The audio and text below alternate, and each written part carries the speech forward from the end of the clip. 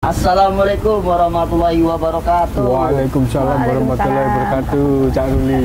Dulur-dulur Jawa Timur, di edisi podcast PKS Jawa Timur kali ini ada yang spesial. Biasanya podcast itu kan memang gaweannya Dimas, ya kan? Nah, kali ini kita kedatangan tamu yang spesial, tidak jauh-jauh dari orang Humas, ya karena adalah ketua bidang Humas PKS Jawa Timur. Beliau ini yang merubah paradigma. Mas Ruli pernah dengar ini? Apa? Teruslah menjadi orang baik sampai kamu dikira caleg. Karena identik ya.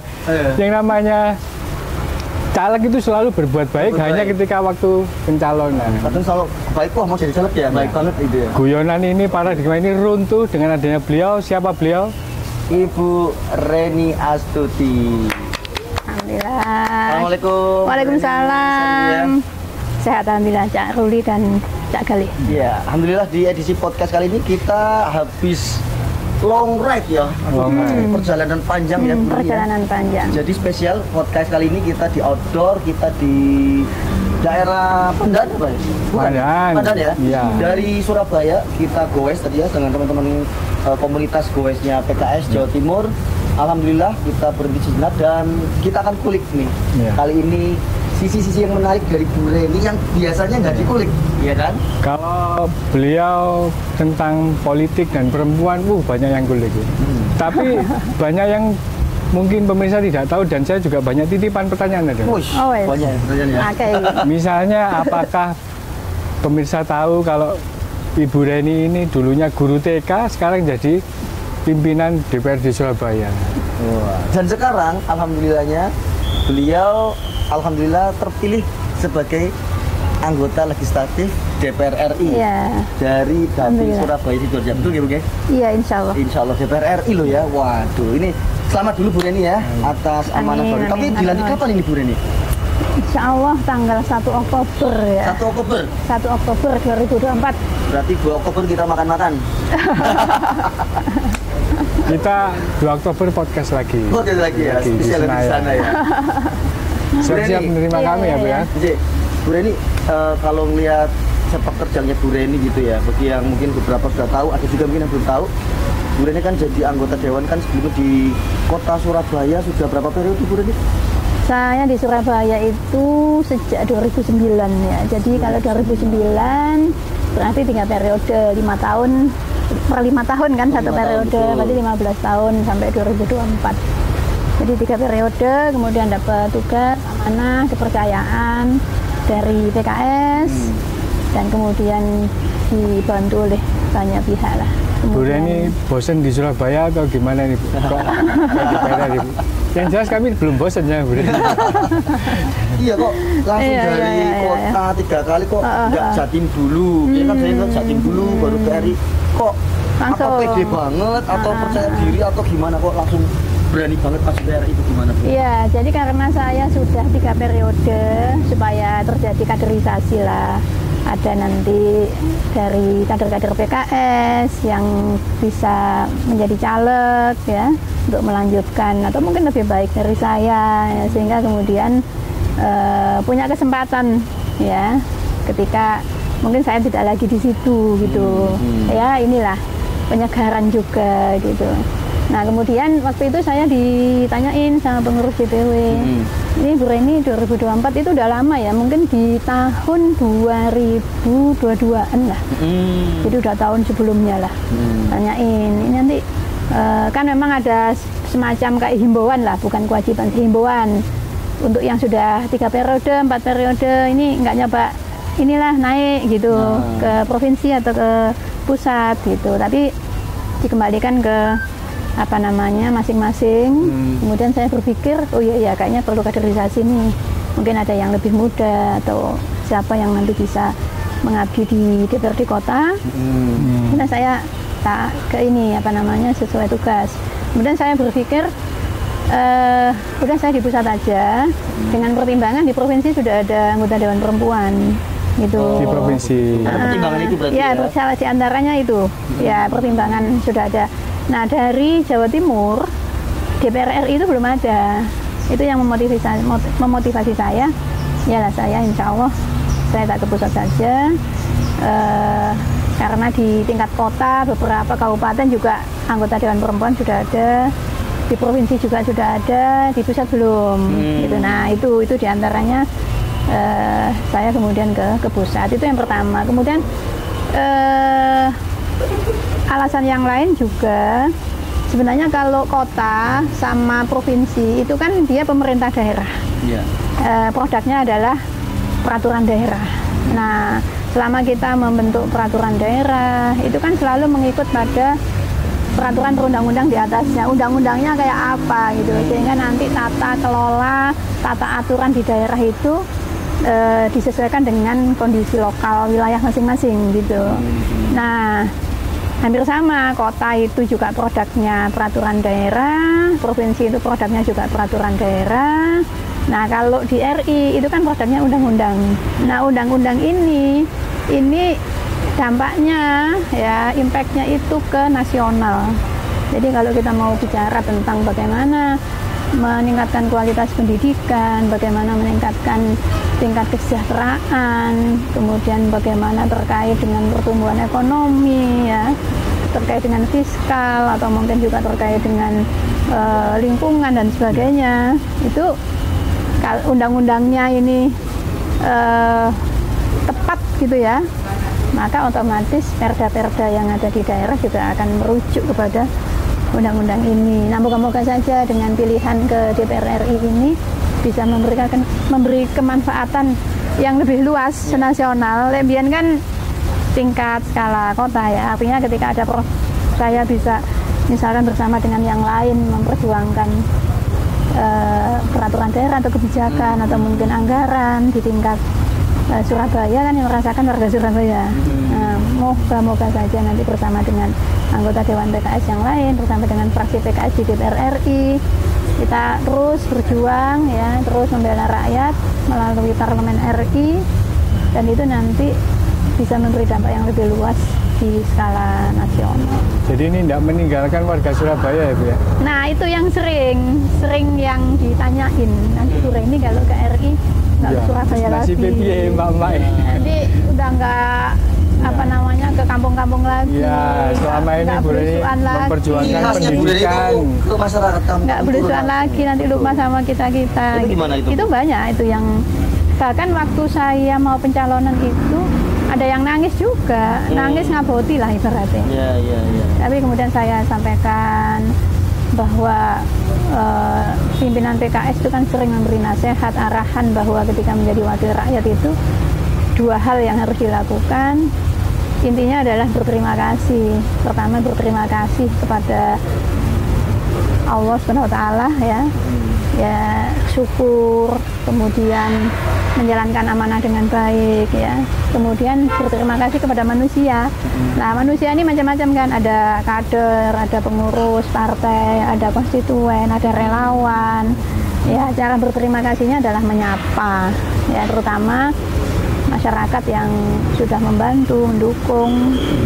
Selama Tadi Kak Lali Mas, selama 15 tahun itu Bu, apa yang dilakukan Bu Reni ya? Sampai enggak maksudnya gini, sampai masyarakat itu sedih. Coba lihat di konten-kontennya Bu Reni di IG itu, Bu Reni datang ke pasar, saya udah Bu Reni. Maksudnya jenengan kan pasti sibuk ya sebagai pimpinan dewan di Surabaya.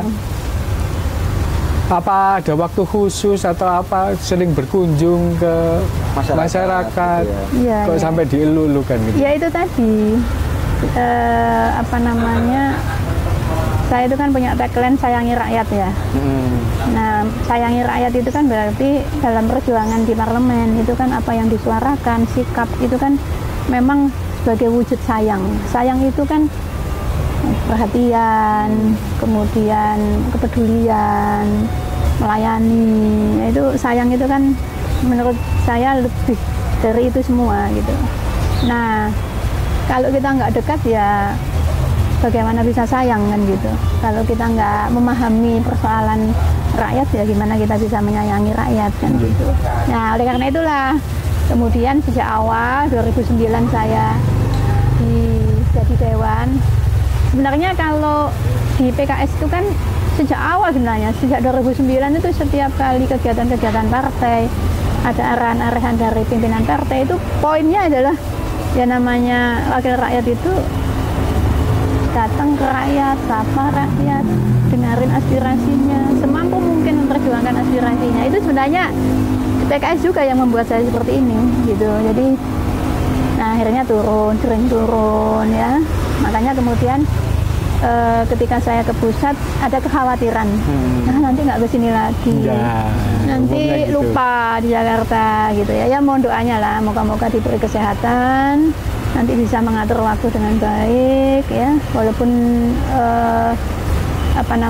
dengan wilayah yang berbeda ya, dengan tugas yang tidak sama secara tingkatan gitu ya. Mohon doanya. Atau mungkin ada, kalau tadi disinggung sama Cak Dali itu kan background Bu Reni dulu kan pernah jadi kepala PAUD atau TK ya? Oh itu, jadi gini, saya itu sama orang tua, sebenarnya didorongnya itu jadi guru. Karena kami keluarga guru, ibu saya guru, kakak saya guru, bule saya guru, pak lek saya guru. Jadi hampir dari keluarga guru. Ya, bahkan saya dulu, mungkin ada yang nggak tahu, saya dulu itu lulus SMP itu daftar ke SGO loh. Sekolah Guru Olahraga. Karena saya sejak kecil itu suka olahraga. Jadi suka olahraga. Kayak tadi kan kita ngowes ya. Ini tadi berapa kilo ini? 40 kilo kayaknya ya. 45. Ya. Ini tadi walaupun saya tadi sempat nggak ngikutin yang Apollo ke Cengho ya. Karena menanjak. Sebenarnya masih mau berusaha, tapi tadi dipesenin sama suami. Jadi takut inilah, nanti takut wah kalau suami nggak ngasih izin nanti ya gitu kan. Jadi ada harus ridho suami, nanti suami nggak ridho nanti nggak taat sama suami. Akhirnya dibolehkan ini izin untuk perjalanan panjang ini sama teman-teman humas, ada dari kepanduan, dari sekretariatan PKS, Jatim. Pokoknya pas nanjak jangan gitu. Nah nanjaknya itu kan tadi dari Apollo, bundaran Apollo ke Pandaan kan. Mungkin itu Bu, karena kebanyakan klepon tadi ya. Jadi ya itu tadi, itu pesannya hanya itu. Pokoknya yang kalau nanjak udah nggak boleh ditawar gitu.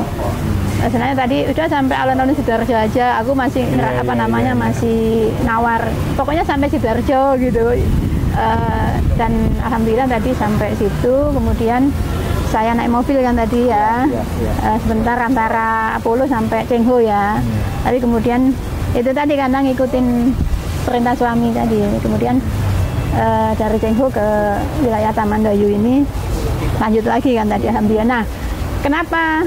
Karena saya suka olahraga, jadi kecil, jadi saya dulu itu lempar yang pakai kayak cakram, lempar cakram, sama yang kayak itu tombak lembing.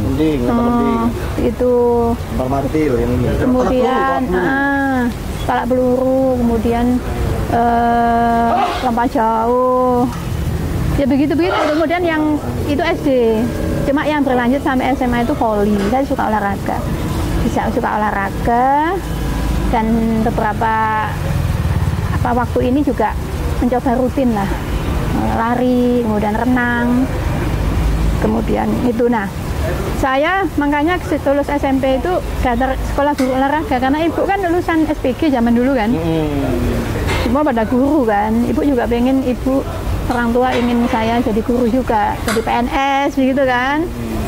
Kemudian saya daftar di Malang waktu itu tesnya, tapi nggak diterima, nggak lulus ujian praktek. Sepertinya saya mungkin gagal di renang. Gitu. Karena waktu itu saya masih belum bisa renang. Waktu itu lari muterin lapangan, alhamdulillah nyampe lah. Cuma yang di renangnya itu nggak ini. Kemudian SMA, di SMA lulus kuliah di ITS kan. Nah, saya kan aktif di kegiatan yayasan sosial keagamaan gitu. Kemudian, ini kayaknya ada minuman yang mau datang nih. Wah, Ibu Kak. Iya. Matur sembah ucap. Kalau keliru pesanannya bilang ya. Oke. Terima kasih. Tadi di Apollo tadi lo keseretan telepon saya Bu. Ya Allah. Bu Reni, tadi ada yang menarik. Bu Reni bilang pada saat mau menanjak itu suami kan khawatir, gitu ya. Iya. Khawatir keselamatan, gitu ya, khawatir tergelincir gitu kan. Iya. Pertanyaan saya, suami khawatir juga nggak menanjaknya karir politik Bu Reni? Nah, dari DPR kota ke DPR itu juga menanjak loh. Dan pasti penuh resiko juga, ya kan? Resikonya ada. Dari sisi waktu juga mungkin lebih banyak menyita waktu. Orang di kota Surabaya aja Bu Reni ini, saya pernah dekat dengan Bu Reni, yaitu orangnya workaholic banget ya. Jadi kalau ada suatu warga ada apa tuh langsung turun. Artinya kadang waktu sama keluarga juga kan juga tersita ya Bu ya. Nah kalau di RT kan akan lebih banyak tersita mungkin ya Bu. Gimana? Suami juga khawatir juga atau tidak itu Bu? Nah iya. Nanti tak jawab sebentar, tak lanjutin yang tadi ya. Yang apa namanya? Nah kemudian habis kuliah itu di TS, saya aktif di apa namanya organisasi. Nah organisasi ini punya sekolah TK. Saya sebenarnya nggak ngajar TK. Saya suka dunia anak-anak, tapi kalau ngajar saya nggak begitu. Anak-anak kecil itu diajarin nyanyi apa itu mungkin saya bisanya tepuk-tepuk aja.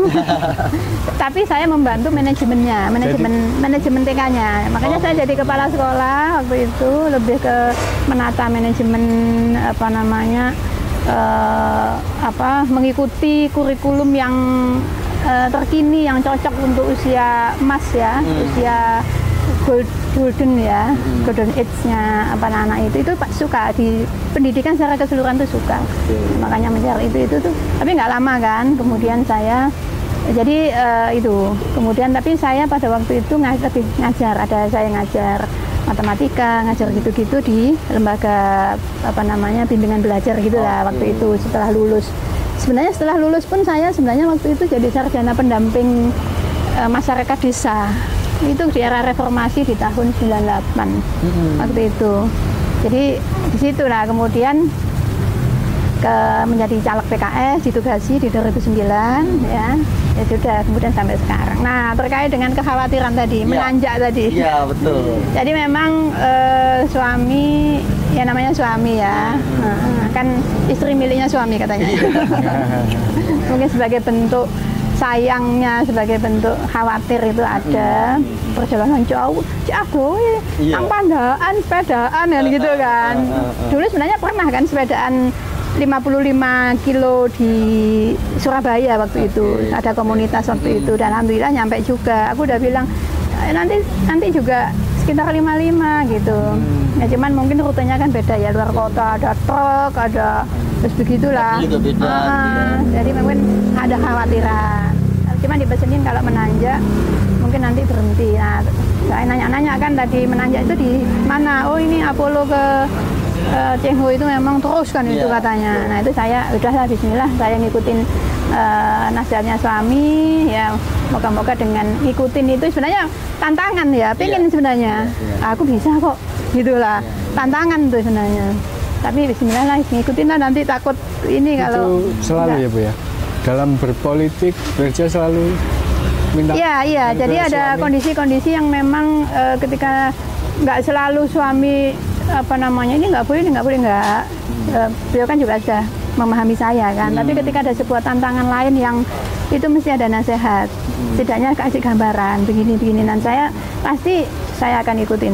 Kalau suami udah bilang begini itu pasti, nggak semua aktivitas itu kemudian tidak tahu lah ada ininya, tapi ada tantangan tertentu yang kayaknya ini agak belum pernah yang lain atau apa, itu mungkin bisa diingatkan. Nah terkait dengan tugas ke DPR RI sama juga bahwa memang bisa jadi nanti lebih berat ya, lebih waktunya dan sebagainya gitu. Tapi semua kembali kepada ridho, kepada izin ya. Bagaimanapun juga saya memegang prinsip bahwa kalau suami sudah sudah apa namanya ridho, itu apa namanya semuanya akan dimudahkan gitu. Nah jadi itu Pak, itu Cak Ruli gitu ya, tantangannya ada dan sebagainya, dan Tapi akhirnya juga restu dikasih juga berarti ya? Iya, alhamdulillah. Ya selalu setiap kali hal-hal yang terkait dengan aktivitas-aktivitas yang memang baru ya, itu pasti kayaknya itu juga jadi kunci keberhasilannya Bu Reni, salah satunya juga ya Cak Ruli ya. Karena bagaimanapun kan aktivitas kita itu kan nanti akan berpengaruh terhadap kondisi di rumah ya, ritme, kemudian intensitas waktu sama anak-anak dan sebagainya. Kalau kita nggak izin sama suami, dan juga anak-anak juga nggak cuma suami, anak-anak juga diajak omong, diberitahu kenapa kayak gitu. Dulu waktu anak saya masih kecil, ketika ada kalender yang caleg gitu, itu mungkin anaknya masih kecil, dilihat uminya kok sering nggak ada, itu juga protes. Jadi ketika tahu saya nyalek lagi itu juga diurak-urak gitu. Sampai gitu ya? Iya, diurak. Tapi sekarang alhamdulillah saya mesti sampaikan gini, kalau Umi di luar bantu orang itu insya Allah dapat pahala, nanti pahalanya juga buat anak-anak. Ya gitulah. Kondisinya ke anak-anak secara gitu sederhana sesuai dengan pemahaman mereka. Dan alhamdulillah anak-anak sekarang sudah besar, sudah semakin paham. Sudah ada yang lulus kuliah, ada yang masih kuliah. Saling ya, karena alhamdulillah juga punya 5 anak, jadi nggak sepi ya di rumah. Jadi adiknya ada kakaknya, jadi saling ini. Saya di rumah juga nggak ada asisten rumah tangga. Nggak ada ya? Nggak ada. Jadi dulu 5 anak ya? Dulu ada saudara lah yang bantu waktu anak-anak masih kecil. Tapi ketika mungkin sudah 10 tahun mungkin ya, berapa tahun ya kita udah nggak ada, itu cukup lama lah, mungkin 7-an tahun lah, itu sudah nggak ada.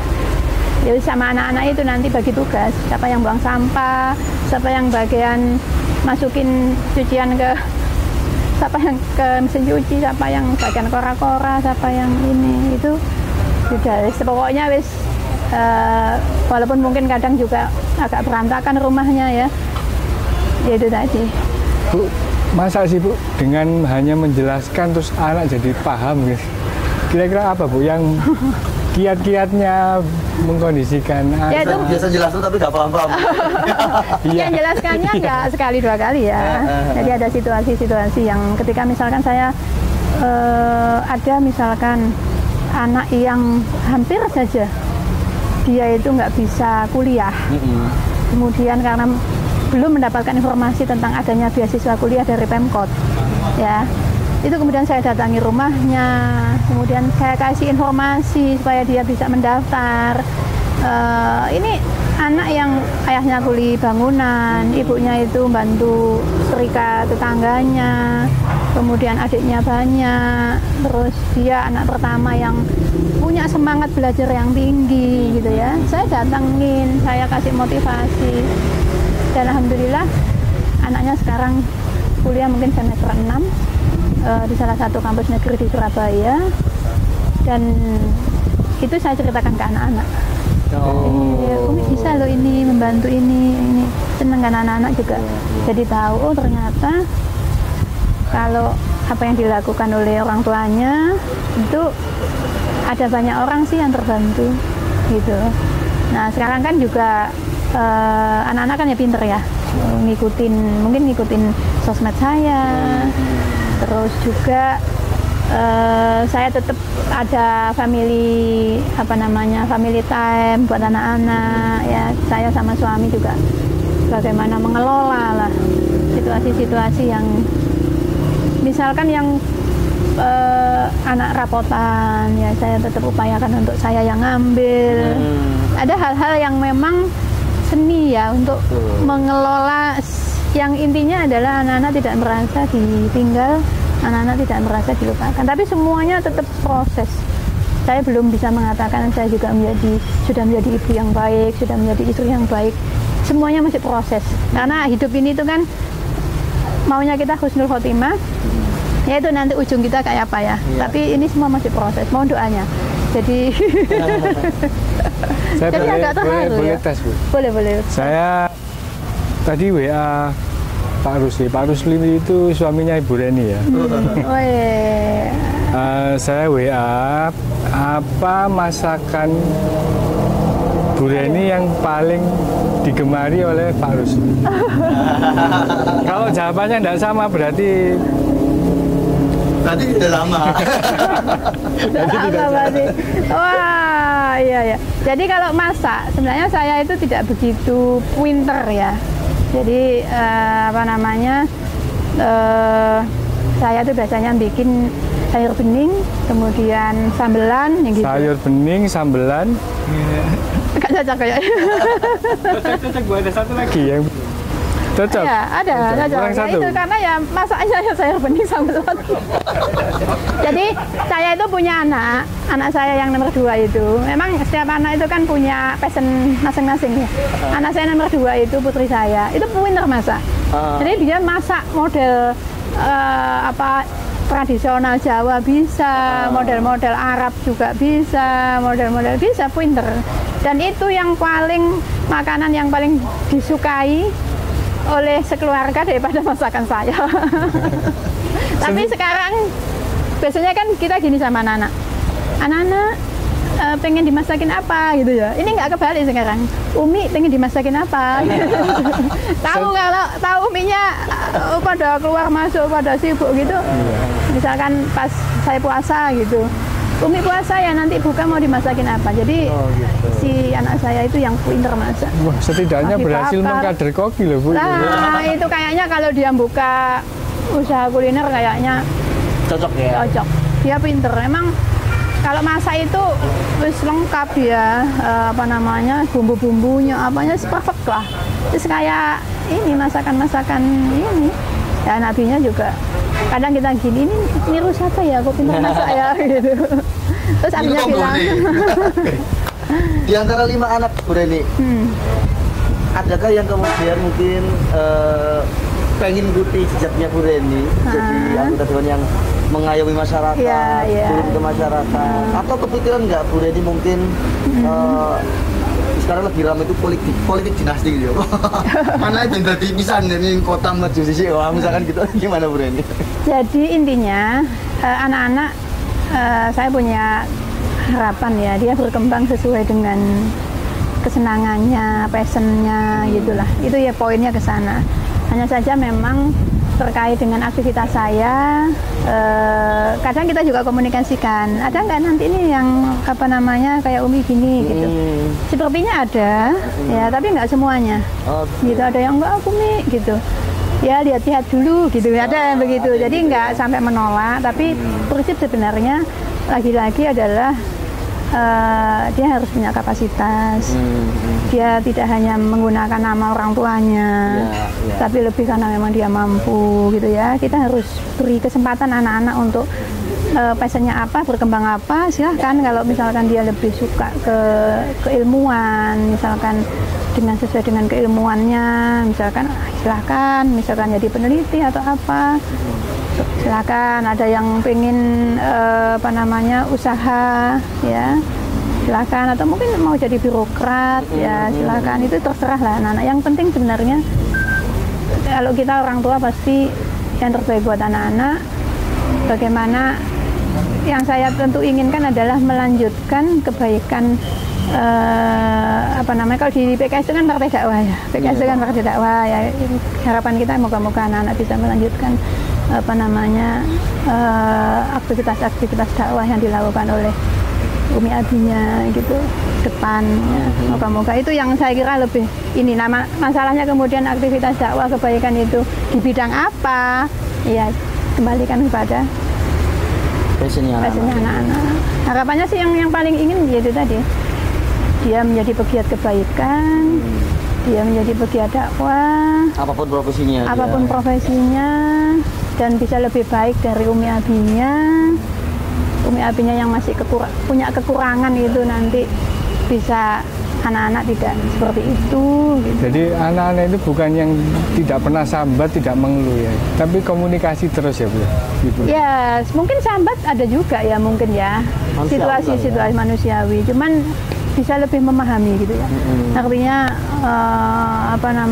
ada situasi-situasi mungkin pas ada misalkan kegiatan sekolah ya pas barengan yang memang tidak bisa sama-sama ya, misalkan mesti kakaknya yang mewakili saya atau mungkin abinya yang mewakili saya gitu. Itu kadang yang kecil itu kan pinter gini, Umi milih mana? Milih aku atau pekerjaan? Gitu ya? Ada pilih gitu. Yang sekarang naik kelas 5. Naik kelas 5, sampai seperti itu ya? Sampai ada situasi begitu ada, tetapi itu sesuatu yang mungkin sekilas dia mungkin lagi pegel ingin dapat perhatian uminya, ada lah situasi. Tapi di luar itu semua anak-anak saya kadang ajakkan ke kantor biar tahu ini aku di sini. Saya turun, saya beritahu ini loh. Umi itu kalau keluar bukan untuk yang ini. Kalau Bu Reni sendiri, pas suntuk, kan pasti ada mentok ya. Capek, terus kondisi kok sedang tidak baik-baik saja. Bagaimana komunikasi dengan diri sendiri itu ya apa? Ya alhamdulillah ya, kalau di PKS itu kan kita ini ada pembinaan anggota ya, unit pembinaan anggota. Di situ kita mendapatkan teman-teman yang kadang saling support, saling menasihati, saling mengingatkan. Di PKS itu juga sering mendapatkan nasihat-nasihat tentang keikhlasan, tentang amal baik, tentang banyak hal kan. Itu saya sangat bersyukur sekali karena itu menjadi bekalan ya. Ketika kita ada pada situasi-situasi yang berat, lelah dan sebagainya, kita sebenarnya banyak dikasih ilmu ya untuk mengelola itu. Poinnya sih ya banyak istighfar. Waduh, Masya Allah, banyak istighfar ya. Banyak istighfar. Kalau bicara tentang impian nih Bu Reni ya, kan karir politiknya dari kota sekarang ke RI, ada nggak gambaran saya pengen capai apa lagi setelah RI ini? Nextnya apa nih? Kan kita nggak boleh punya impian yang nanggung-nanggung kan, mimpi harus besar.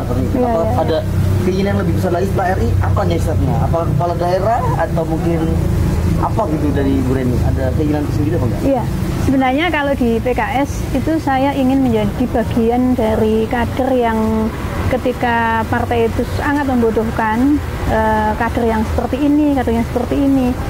Saya sangat berharap saya menjadi bagian dari kader itu. Nah, jadi oleh karena itu saya mengambil prinsip belajar tak pernah henti. Ya, saya akan terus belajar menjadi pembelajar gitu itu sampai akhir hayat ya, moga-moga ya.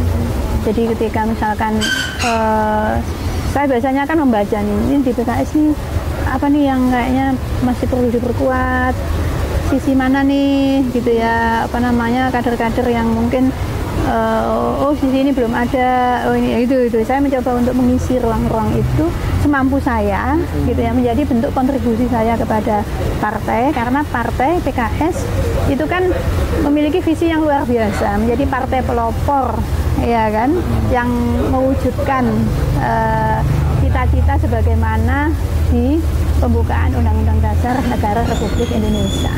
Jadi ini kan sebuah cita-cita besar. Nah, tentu saya ingin menjadi bagian dari mewujudkan ini. Tentu karena saya kader PKS, saya saat ini politisi di PKS, seperti itu. Nah, menjadi apa? Ya ini terus berjalan. Tapi ketika partai misalkan membutuhkan nih di di bidang misalkan di eksekutif gitu ya. Moga-moga saya bisa memenuhi itu gitu. Karena bagaimanapun dimanapun partai pasti partai membutuhkan kader-kader yang siap gitu. Nah, bagaimana saya menjadi bagian dari kader yang siap itu sih.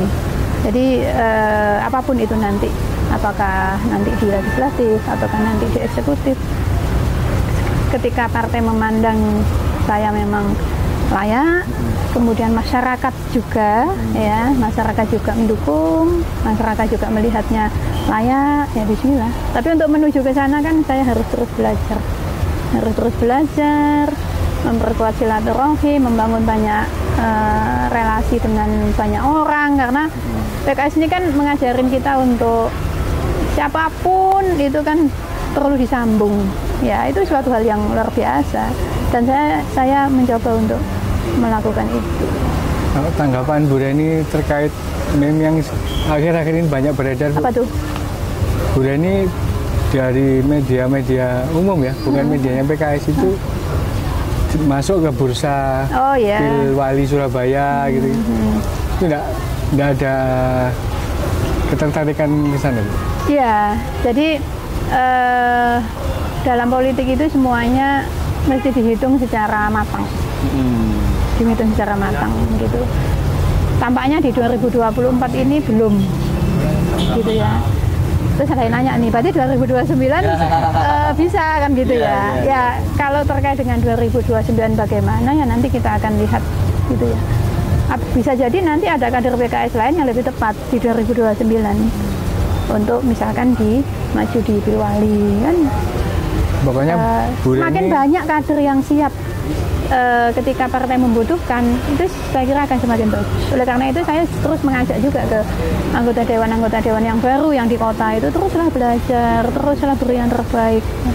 Ya, kita sudah diberi amanah di pejabat publik, ya udah terus ya, karena ketika partai membutuhkan kita bisa berkontribusi yang terbaik. Ketika bangsa, negara, ya rakyat itu juga memberi kepercayaan, ya kita bisa menjalani.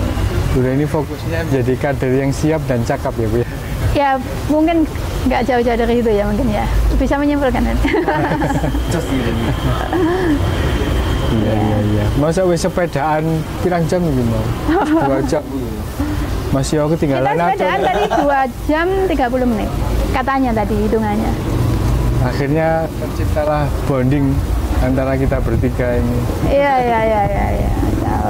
Itu insya Allah banyak menjawab pertanyaan titipan Bu. Saya sebenarnya banyak pertanyaan dari ibu-ibu yang Bu Reni kok iso ngono iku. Ya apa ya, membagi waktu. Bahkan sampai hal simpel yang masak, ngurusi anak. Tapi alhamdulillah banyak terjawab tadi langsung oleh Bu Reni.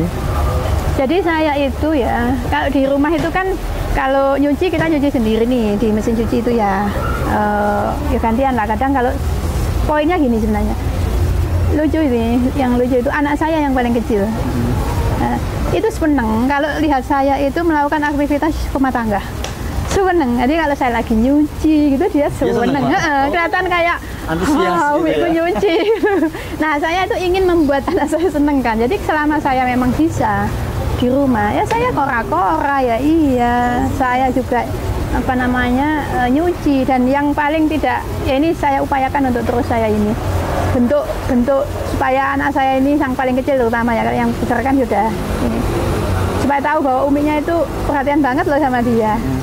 Kan kalau nyuci kita nih yang nyuci. Kalau setrika itu kita nyetrikakan ke laundry kan. Karena nyetrika itu kan memang butuh ini ya. Khusus seragamnya anak saya yang kelas 5 itu saya yang nyetrika.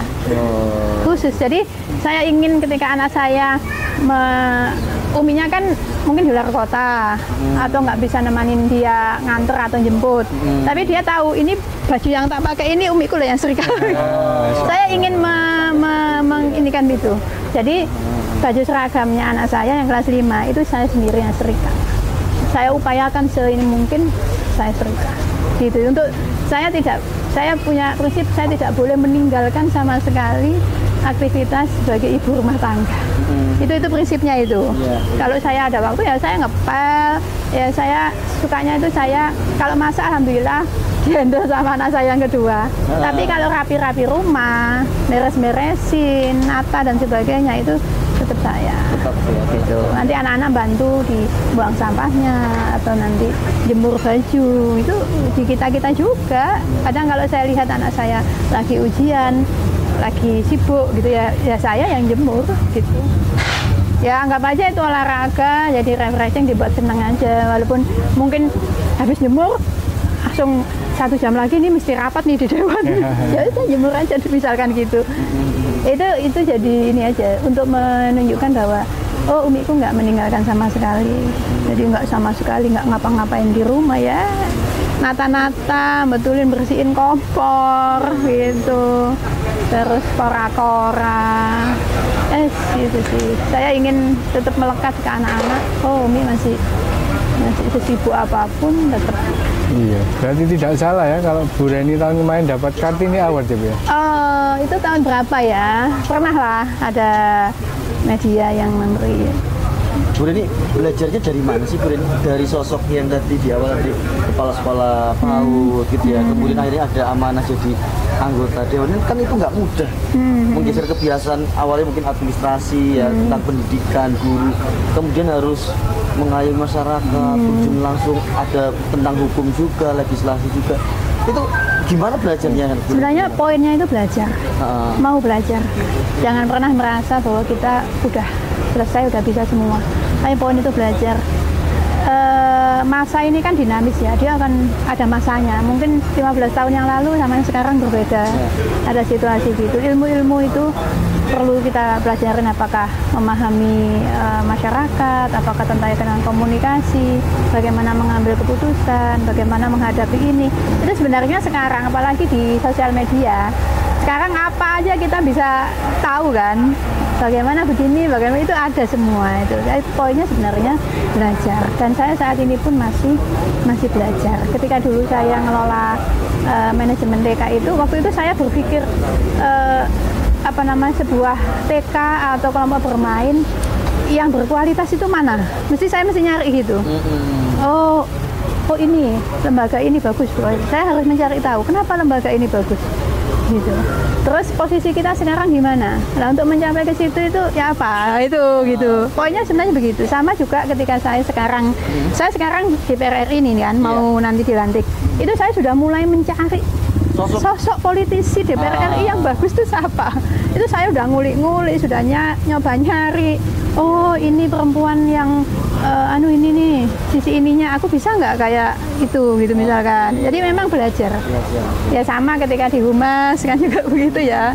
Jadi kadang ada tugas yang itu hal baru, tapi ketika sudah dikasih ya bismillah, moga-moga ini memang kita mampu. Tapi kamu mampu itu ya kamu harus belajar. Jadi poinnya belajar, jadi nggak selesai. Nyari ini dan ini apa nanti kalau udah begitu. Jadi sukanya ini aku harus bagaimana? Aku sekarang bagaimana? Jadi mana? Aku nanti begini tuh supaya bisa begini aku seperti apa? Ya, itu kayak gitu sih. Itu kan sebenarnya ilmu manajemen sederhana ya. Ilmu pengembangan diri lah. Kemudian kekurangan saya apa? Ini kekurangannya masih ini. Kemudian potensi saya apa? Oh, aku cari nih potensi saya ini. Gitu sih. Jadi dan itu ya yang seringnya saya lakukan. Selama Bu Reni mengadvokasi masyarakat, apa yang paling mungkin berkesan ya pada saat mengadvokasi siapa dan bagaimana yang mungkin bisa berkesan sampai sekarang masih teringat banget itu? Iya, jadi karena sebenarnya gini, mengadvokasi masyarakat itu sebenarnya sudah menjadi kewajiban, sudah menjadi tugasnya Dewan. Ya, karena apa? Sumpah jabatan ketika dilantik itu bunyi, demi Allah saya bersumpah, kan begitu. Siap memperjuangkan, menyerap aspirasi masyarakat dan memperjuangkan itu sumpah itu. Ya itu yang kadang menjadi pengingat gitu. Nah sehingga ketika ada persoalan-persoalan yang itu terkait dengan kebijakan Pemkot ya, misalkan saya di Surabaya, ya saya mencoba untuk turun. Nah kadang saya itu baru berkesan itu ketika waktu mengerjakan itu biasa ya, udah saya bantu ada orang korban kebakaran, ini saya nyari kerjasama dengan Pemkot gimana terlayani, ada orang rumahnya mau ambruk gimana saya itu pada waktu melakukan itu ya harus melakukan. Baru kemudian yang tadi tanyain apa yang paling berkesan itu ketika beberapa waktu yang lalu ada orang yang, Ibu dulu saya yang terima kasih ya, dulu yang saya dibantu sehingga saya begini-gini. Oh iya ya, oh yang mana ya, kadang-kadang begitu. Kadang itu di situ yang kemudian ya Allah ini ya ternyata dulu itu sangat membantu sekali ya apa yang saya lakukan gitu. Jadi lebih karena ketika sudah jadi makin semangat lagi Bu. Nah ya, jadi ketika sudah dilakukan ada ungkapan, kemudian WA mungkin, Bu terima kasih ya, langsung saya baru tersadar, oh iya ya sangat dibutuhkan berarti apa yang kemarin kayak gitu. Itu sih yang sebenarnya kalau masalah yang paling berkesan itu ketika ada semacam informasi atau mungkin kesan yang disampaikan itu, kemudian saya merasa alhamdulillah bisa membantu gitu. Menarik sekali ya. Dulur-dulur kita kulik ternyata sisi lain dari Bu Reni Astuti yang mungkin belum banyak dibahas ya. Bahas di sini akhirnya ketahuan nih ya beberapa sisi lain dari seorang Ibu Reni Astuti. Jadi yang saya catatan Cak Ruli, dari awal sampai akhir itu ternyata Bu Reni ku ya kora-kora, ya ubah-ubah, ya setrika. Sama. Dan itu tidak boleh dihilangkan ya. Harus tetap lah pekerjaan ibu rumah tangga. Jadi seorang katakanlah orang mungkin bicaranya wanita karir gitu ya, atau mungkin politisi atau yang beraktivitas di luar dan sebagainya. Seorang perempuan jangan sama sekali meninggalkan pekerjaan ibu rumah tangga. Poinnya di situ. Alhamdulillah kita banyak belajar dari Bu Reni karena Cak Ruli. Ya. Dari seminar ke seminar kita sering mendengar tentang bagaimana perempuan dan politik, urgensinya. Apakah perempuan dan politik ini sebagai simbol saja atau substansinya sebagai apa? Dari Bu Reni kita bisa langsung belajar. Jadi ada contoh di mana kita langsung tahu beginilah politik dan perempuan dan bagaimana PKS membentuk kader-kadernya seperti Bu Reni ini. Memang harus didukung ini ya. Mohon doanya ya. Ini semua masih berproses. Sebagaimana saya bilang, masih berproses. Manusia itu akan terus berproses sampai kemudian sudah waktunya kita tidak lagi punya kesempatan beramal di dunia ya. Mohon doanya, saling mendoakan, semoga husnul khotimah dalam tugas di dunia, husnul khotimah dalam ujung kehidupan kita, itu yang paling utama. Mendoakan, saling mendoakan. Amin. Buat Kak Khalil sama Cak Ruli. Siap. Insya Allah kita akan ketemu lagi di podcast berikutnya sambil menikmati Jangan Bening masakan Bu Reni. Di Senayan. Kalau sambal terasi saya jago lah.